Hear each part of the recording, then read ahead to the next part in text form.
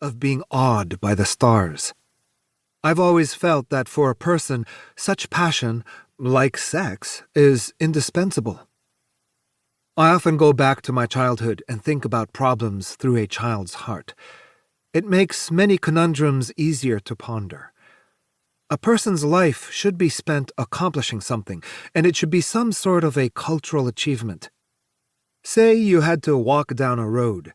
If there was some pedantic old scholar pointing and whipping your way across, then you wouldn't really be finding your way. You would just be reciting cultural genealogy.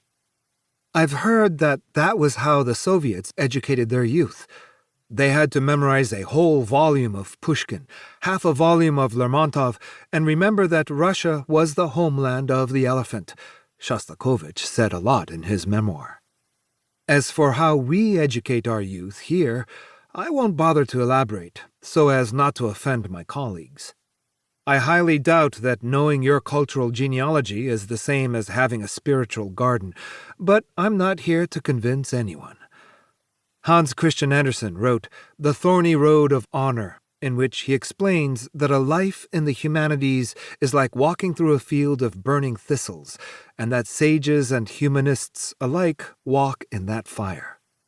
Of course, he was referring to all of the worldly trials and tribulations people have gone through in history, but to me, this is not worth overthinking.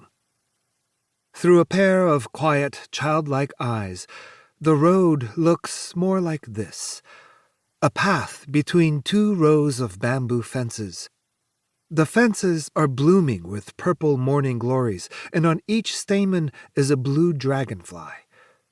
Such a description reeks of romanticism, but if you wanted to convince Andersen of the simplicity of it all, this would be the sort of language you would have to use. Wittgenstein said before his death, "Tell them I've had a wonderful life." The impression this sentence gives is, he had walked on that path of morning glories. Though I haven't gotten a clue about Wittgenstein's accomplishments, I still feel like we're two peas in a pod. I have trouble grasping the following insight. To regrow the spiritual garden, recover the spirit of humanity, it is necessary to eliminate amateurs. The first to be eliminated should be the most popular amateurs. If by this they mean that the money in readers' pockets is limited, so by buying other people's books, readers no longer have the money to buy my book, therefore I need to eliminate them, then I can understand.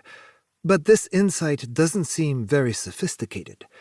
Even if it were, I wouldn't agree with it. We should be more like businessmen, adhering to the principles of the market and resisting uncompetitive practices. To turn my ideas into the new reigning paradigm is not something I want or dare to want.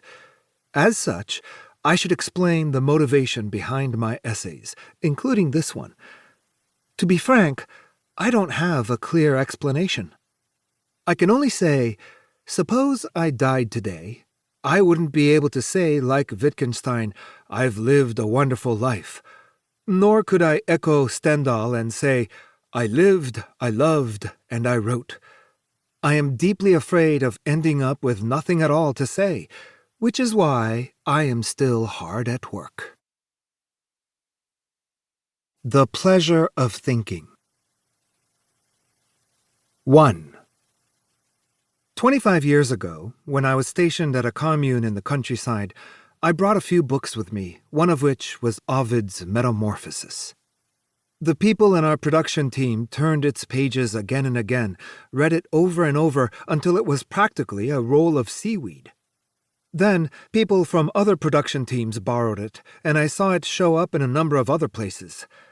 Each time, its shape further deteriorated. I believe that eventually the book was read until its pages disintegrated. Even now, I can't get the image of its pathetic state out of my mind. Working in a commune meant hardship. There wasn't enough to eat. Difficulty in acclimating to a new environment led to illnesses. But the worst part was that there were no books to read. Had there been more books around, Metamorphosis wouldn't have met its tragic end, and we wouldn't have had to forego the pleasure of thinking. I don't think I was alone in this.